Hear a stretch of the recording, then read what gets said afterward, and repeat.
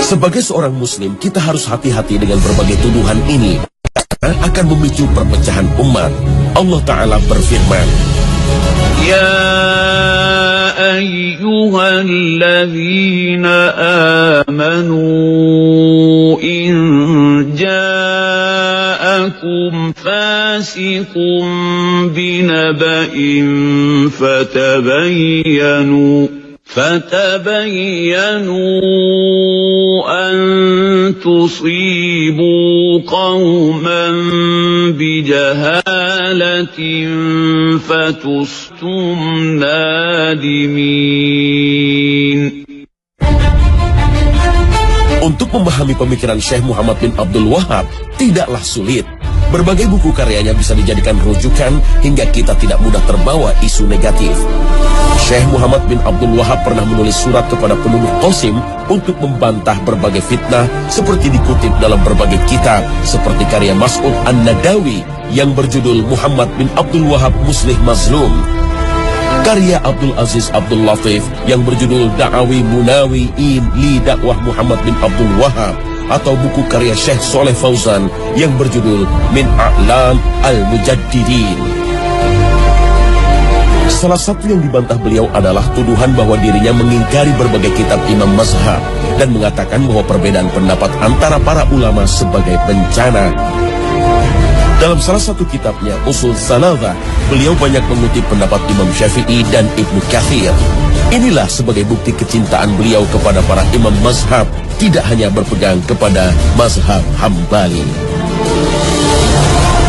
Syekh Muhammad bin Abdul Wahab dituduh mengharamkan ziarah kubur, mengkafirkan orang yang bertawassul, dan berencana menghancurkan kubah yang berada di atas makam Rasulullah. Menjadikan makhluk sebagai perantara doa kepada Allah atau disebut tawassul menjadi perdebatan di antara para ulama. Sayyid Muhammad Alwi Al-Maliki, seorang ulama Ahlus Sunnah yang menjadi guru para ulama Indonesia, menulis sebuah buku Mafahim Yajib At-Tusohah, antara lain mengutip pendapat Syekh Muhammad bin Abdul Wahab tentang kontroversi tawassul. Sebagian membolehkan tawassul kepada orang-orang soleh, dan sebagian lagi mengkhususkan hanya kepada Nabi Muhammad SAW, dan kebanyakan ulama melarang hal itu dan memakruhkannya. Meskipun yang benar menurut kami adalah pendapat jumhur, yaitu bahwa hal itu makruh. Oleh karena itu, kami tidak mengecam terhadap orang yang melakukannya, dan tidak ada kecaman terhadap masalah-masalah ijtihad. Akan tetapi kecaman kami adalah terhadap orang-orang yang memohon kepada makhluk lebih besar daripada memohon kepada Allah Subhanahu wa Ta'ala. Fatwa ini pernah dipublikasikan oleh Universitas Imam Muhammad bin Saud Al-Islamiyah dalam Pekan Syekh Muhammad bin Abdul Wahab. Dalam fatwanya, Syekh Muhammad bin Abdul Wahab juga menjelaskan dirinya tidak mengkafirkan seorang pun dari kalangan muslim yang melakukan dosa, sebagaimana yang dilakukan kaum Khawarij. Beliau juga berpendapat wajib taat kepada para pemimpin muslim, baik yang bertindak adil maupun zalim, selama mereka tidak menyuruh kepada perbuatan maksiat.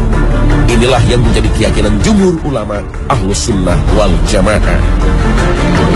Bantahan terhadap berbagai fitnah ini juga pernah disampaikan oleh Raja Abdul Aziz dalam pidatonya di hadapan jamaah haji pada 11 Mei 1929, seperti ditulis dalam buku Al-Wajiz fi Sirah Malik Abdul Aziz. Mereka menamakan kami sebagai orang-orang Wahabi. Mereka menamakan mazhab kami Wahabi dengan anggapan sebagai mazhab khusus. Ini adalah kesalahan yang amat keji, muncul dari isu-isu bohong yang disebarkan oleh orang-orang yang mempunyai tujuan tertentu. Dan kami bukanlah pengikut mazhab dan akidah baru. Muhammad bin Abdul Wahab tidak membawa sesuatu yang baru. Akidah kami adalah akidah salafus soleh, yaitu yang terdapat dalam kitab Allah dan sunnah Rasulnya, serta apa yang menjadi pegangan salafus soleh. Kami memuliakan imam-imam yang empat. Kami tidak membeda-bedakan antara imam-imam Malik, Syafi'i, Ahmad, dan Abu Hanifah. Seluruh mereka adalah orang-orang yang dihormati dalam pandangan kami, sekalipun kami dalam masalah fikih berpegang dengan mazhab Hambali.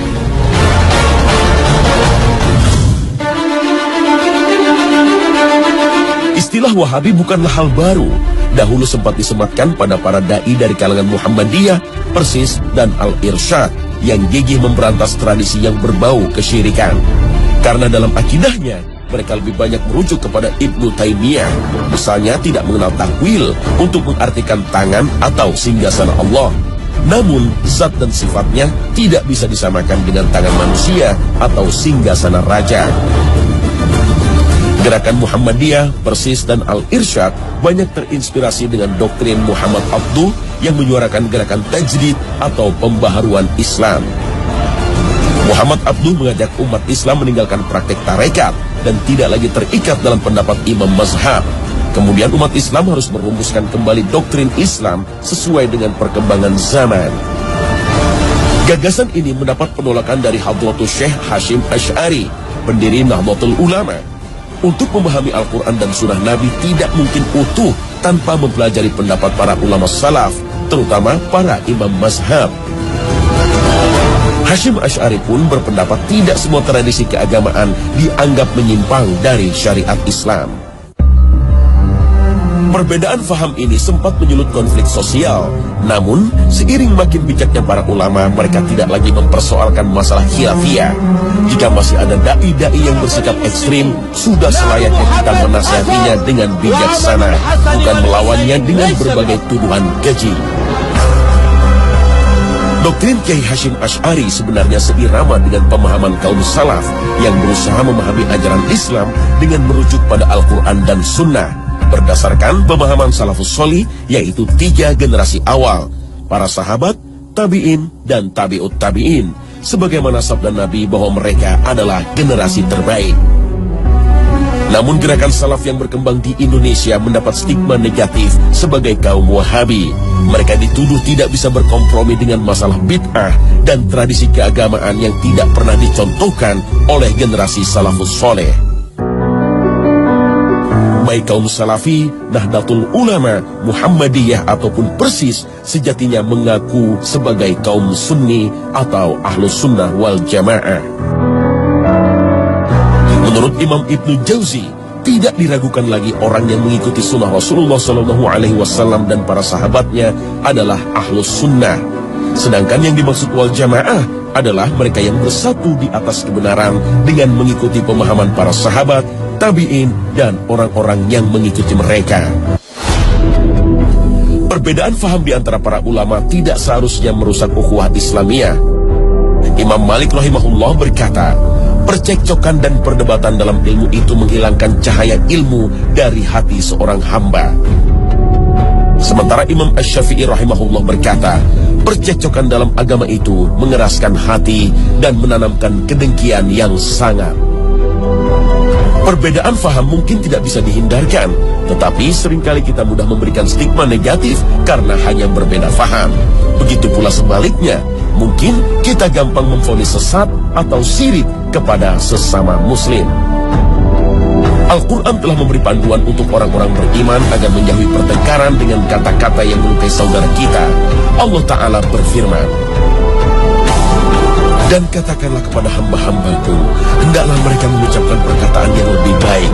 Benar, sesungguhnya setan itu menimbulkan perselisihan di antara mereka.